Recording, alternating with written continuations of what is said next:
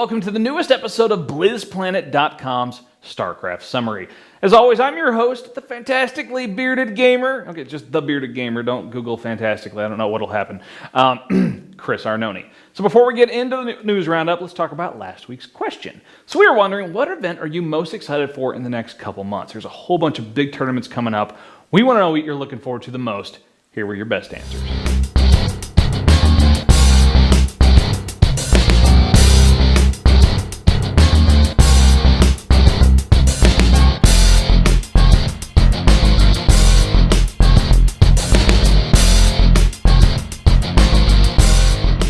So thanks so much for your comments and your feedback. We always love to hear from you. Love to have some awesome answers to highlight on next week's show. So, you know what time it is, right? Weekly News Roundup. You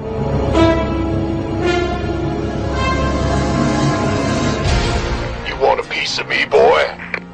So first up, we're going to talk a little bit more about Ilze Rotelli, all right? We talked about last week how he had left as Director of Community and Esports at Blizzard. Now, he said he was moving on to new opportunities. Well, now we know what that new opportunity is.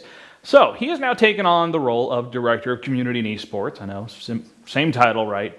But with Riot Games. Now, these are the guys behind League of Legends, which is hugely popular, arguably more popular than StarCraft 2, all right? For instance, the last big tournament, like StarCraft 2, had over 100,000 people watching at one time.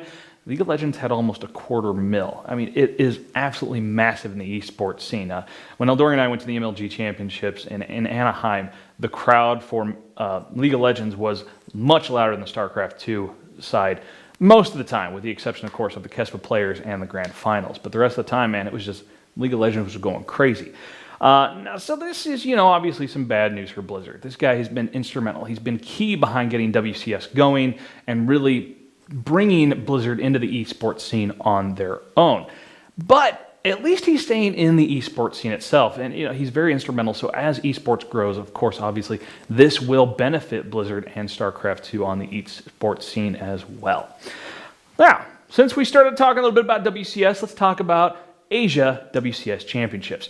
This weekend is the last continental championship for WCS and for Asia. Now, 32 of the top Asian players from Taiwan, China, Singapore, Southeast Asian nationals, and South Korea will all be competing for this prize. Top 6 players are going to go on to the Blizzard WCS Finals in Shanghai next month. Now, there are already a few automatic seeds in there for winning their national tournaments. You've got South Korean player Creator, China player Com, and the Taiwanese player Sen. So if one of those players places in the top seed, or in the top 6, the next highest player will get that seed and get to go to the Blizzard WCS Finals in Shanghai.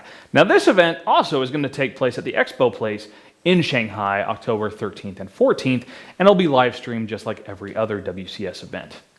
Now, enough about esports for a little bit, okay? Let's talk new patch. So there's a new Heart of the Swarm beta patch out in, obviously, the beta. Now, some major updates for both Terran and Protoss. So once again, we're not seeing a lot of tweaks to Zerg at this point through the beta thus far. A lot of focus has really been on the Protoss and the Terran. So first off, let's talk Terran. The Widow Mine has a new missile ability. It's called Unstable Payload. Now, it's an auto-cast ability that initiates once the mine gets burrowed. Now, it can hit cloaked and temporary units, has a range of 5, 160 damage on the target, 40 splash damage, and it takes 40 seconds for the missile to rearm. Now, currently, this rearm is free. Currently. They could change that as balancing and whatnot goes along. The Widow Mine's build time has also been increased to 40 seconds. So you get a new ability, but also a bigger build time on it. Protoss. Oracle has had some more changes. They keep tweaking this little unit to figure out how best to use it. Now, it had the phase shield ability removed. Now, if you remember recently, the phase shield ability was added in place of preordained. So definitely tweaking this unit, figuring out how it's going to be used. Has a new ability called Void Syphon. Now, what this does, channels a beam at an enemy structure. It will deal 3 damage and harvest 3 minerals per second.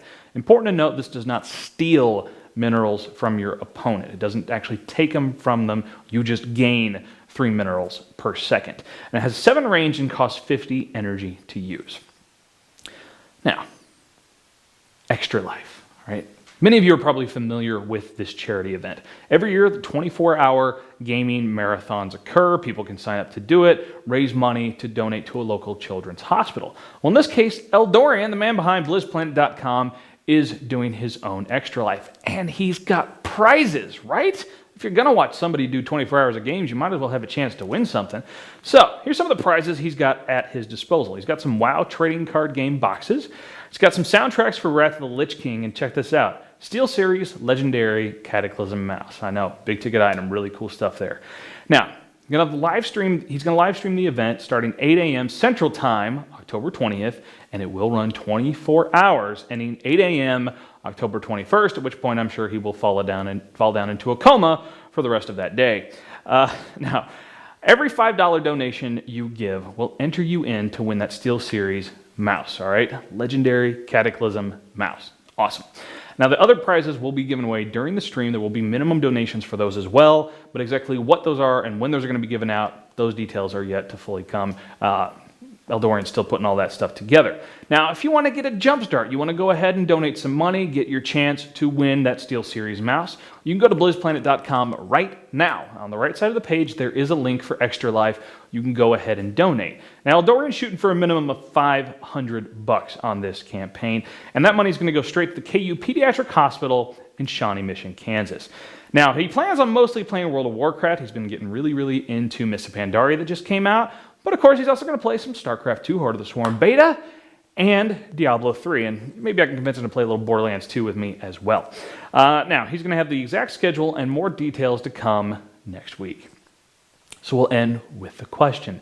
And please, I encourage you to throw down some comments. You got some friends who love StarCraft, tell them to watch too and throw down some comments. And of course, we'll highlight the best comments on next week's video. So we want to know, with the new patch out in the Heart of the Swarm beta, what are your thoughts? Do you like the changes that they've made to the Oracle and the Widow Mine? Are you really despising it? Can you think, Blizzard has no idea what to do with the Oracle? Kind of what it seems like. Let us know in the comments. And like I said, we'll highlight the best ones on next week's show, but we can't if you don't comment. So come on, watch, comment, and we'll show those off. You love to see your name up on the video. It's awesome. And while you're on YouTube, why don't you check out The Bearded Gamer Show? All kinds of awesome video game beardy goodness. And head over to BlizzPlanet.com. All the news, reviews, fantastic community, everything you need to know about Blizzard Entertainment games. We'll see you guys next time.